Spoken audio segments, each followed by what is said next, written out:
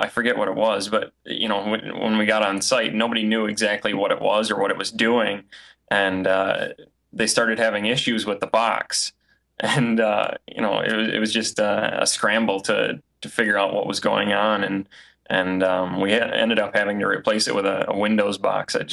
I wish I could remember what it was for, but unless you really know Linux and you're all into shell scripting and whatnot, I don't think you're really going to find a lot of that in small business. Um, I have friends. Actually, I have a friend that works for Domino's IT in Ann Arbor, Michigan here, and he says the Linux guys that he knows are they're all about Linux. They know it inside and out, and they're one of few really that do that, and they make a lot of money because of it. So I mean, if you really want to get into that field, it's definitely a moneymaker because there's not a ton of people that know it inside and out, and if you do, you're at an advantage. But you're really not going to find a whole lot of that in small business. I would imagine that most of the servers that you find that are Linux based are going to be actually put in there by somebody that knows Linux and they like Linux for whatever reason. I mean, don't get me wrong, Linux is awesome. It's free. There's the possibilities with it are practically endless, but it's not always practical for those that aren't familiar with it. Yeah. Uh, moving on a little bit. Uh, one great way to kind of advance your business nowadays is focusing on cloud computing. We talked a little bit about hosted SharePoint, hosted Exchange. That's one way to go. But trying to implement these plans within businesses that you can support, whether it be migrating them away from a traditional server on site, or simply just taking a load off of a server that they have just to kind of extend the usable life of what they've purchased. It can definitely benefit somebody because they always have the latest software. Any security vulnerabilities are patched, as soon as whoever's hosting it does. So there are obvious benefits to it, but there's cons to having cloud computing services. Obviously, if your internet connection drops, you lose access to those services. But whether you're providing the service or you're simply providing a service to set them up with these software solutions, there's definitely money to be made there. But in my opinion, most of this stuff is migrating to the cloud. There's a lot of people that are cloud computing advocates, and Microsoft, everything at Microsoft right now is virtualized. In their own data centers, they're virtualizing everything they possibly can. Everything's running Hyper-Vs because data recovery and disaster recovery is exceedingly simple. They just you have a VHD and you back up the VHD. If the hardware goes bad, you can literally take that VHD and put it on any hardware that's in your rack, and it helps minimize downtime. But I mean, in not having to troubleshoot a server for very critical applications, that can save you a lot of headaches. Um, However, it would definitely pay to try and increase your skills in network troubleshooting. Kind of going back to the CCNA or the Network Plus, I would say probably 60% of the issues that I deal with are networking related, whether it be an issue on the client side or on the hardware side of the network, or even layer one, the physical uh, cabling. I've had cabling issues recently, actually. We had a VoIP phone that was connecting to the server over a VPN, and the VoIP phone kept losing its connection. Well, come to find out, the tab on the RJ45 connector had actually broken off, so the cable was actually sliding in and out of the Yeah. firewall. So, you know, things like that happen, but maybe it's a cable that gets snagged, and you just kind of have to know that those things are out there, and you have to start from step one, really. But Yeah, don't it can skip over the definitely, simple stuff. yeah, it's the simple stuff that gets you, because you Yep. can easily spend 45 minutes troubleshooting an issue that you think might be software related, where it's actually, somebody stepped on the cable and it got yanked out of the computer. It's very Right. easy to skip over the simple stuff, but it's the simple stuff that'll save you time. Hey, Ralph, if we could go back to the cloud computing, when you were saying offering for cloud computing, are you Yes. talking Microsoft 365 or like other things that you would offer yourself? Well, it's a very, very broad topic, but Microsoft 365 is one way to go if you want to, or if you have the possibility of hosting a server for someone, or even hosting Exchange or SharePoint for your clients. Um, I know one of the anypc.com or anypcservice.com, I believe it is.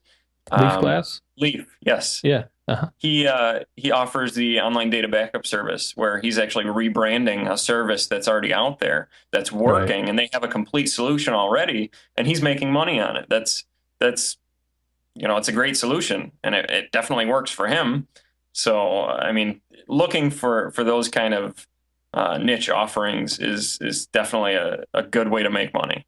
Yeah, I do that myself, honestly, through a company that I found through ACRBO. It works really Okay. well. They did all the rebranding for me, and that's nice. Yeah, I mean, if it's out there, it'll save you time, it'll save you money, and it'll make you money in the process. Moving on a little bit though, my next topic here is business hardware and software. Um, one major point that I would make is that you should always use what you support.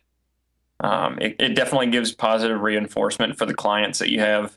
I mean, if you are using, let's say you're using a really nice Asus laptop, and you're trying to sell somebody an Apple. Well, it doesn't really give you a whole lot of positive reinforcement that you may actually, appreciate Apple, or necessarily know how to use it if you're, using an Asus yourself. I mean, if you're trying to sell Apple, then it's probably a good idea to use an Apple. If you're trying to push, Dells and HPs, it's a great idea to use a Dell or an HP. It definitely shows that you really stand by the products that you sell. It also allows you to be very familiar with the products that you sell, as far as any known issues, service bulletins. It definitely helps making the repairs faster. You familiarize yourself with what you're using, and if you have an issue, chances are somebody else might have a similar issue with the same hardware. So if you figure it out for yourself, you'll know how to fix it when the time comes around that you have a client that has that problem. Um, in using those products, though, it's definitely a great idea to make use of the manufacturer's diagnostics whenever possible. One great point there is that they're free. They come with the product, so you might as well use them. Um, if you are having, let's say you're having a problem with a Dell laptop that Dell includes their own diagnostics, um, and you think it might have a bad hard drive, but maybe you use DFT, or another program to test hard drives, but you're also having a problem with the optical drive. Well, your built-in diagnostics there will run the hard drive test for you. It'll test out the CD drive as well, and it'll make your job easier. Um, Another point is actually that the included diagnostics with some of the software, with some of these products, is generally better than a lot of the third-party tools that you can get because it's hardware specific. So if you're going to use Western Digital Data Lifeguard Diagnostics CD on a Seagate drive, chances are, you might have some issues if you get an error message. But if you're using it with a Western Digital drive, it knows the firmware, it knows the drives, and it'll give you manufacturer specific error codes. I had that problem once, actually with a Western Digital hard drive where it threw up a code that really didn't mean a whole lot, but all you needed to do is just run a check disk and that was it, or something. It's just something simple. But just the fact that it gave you something to go off of that you wouldn't have got off of some other program. Exactly. Exactly. Actually one point there is that the Dell Diagnostics. I had actually received this from this tip from the Geek Squad when I worked there. I'd asked the corporate support line about the Dell Diagnostics versus some of the other diagnostics tools that we had in the shop, and obviously those other diagnostics tools are provided by the Geek Squad, but their response was that they found that the Dell Diagnostics tools were actually more in-depth than the third-party tools that you can use on the drive. I think my video froze. Oh, hold on just a second. Oh, sorry. Okay, we got you back. Oh, sorry. What was the last thing you heard there? Where the Geek Squad people were saying that Dell Diagnostics, and that's about as far as we got. You didn't finish. Oh, sorry about that. The Dell Diagnostics tools they found were actually more in depth than some of the other third-party tools that we had access to, and it was mainly in the system diagnostics of the system board and whatnot because they're made for the system board, right? And they know the hardware, they know the firmware, and if it's a firmware related issue, they can tell that. But going on a little bit, kind of going back to Linux, if you're a fan of Linux and you're familiar with it, I would recommend to use it whenever possible in your own business. It helps you keep your workstations virus free and secure. A lot of times I've had issues where I'm trying to recover data from a hard drive, and it's just easier to do it from a Linux boot CD or a Linux install. It generally offers a great platform for performing backups and manual repairs. Now a lot of people tend to use pre-installed versions or pre-built versions of bootable Windows XP or other standalone tools, but for that I tend to prefer Linux, just because if you have a virus that's Windows related and you're trying to use a Windows PE, you might have some issues there, but you're not going to have the same issues if you were to use a Linux boot CD. I know it sounds kind of funny, but I've used Puppy Linux a lot in the past, and it's a very lightweight bootable Linux CD, and it just runs very fast on pretty much any hardware. But if you can use Linux and you're familiar enough with it to use it on your own systems, I would do that just to save yourself some money. And if you're not real familiar with it, just make yourself an ISO and a bootable DVD or CD of even Ubuntu, something that's very GUI for you.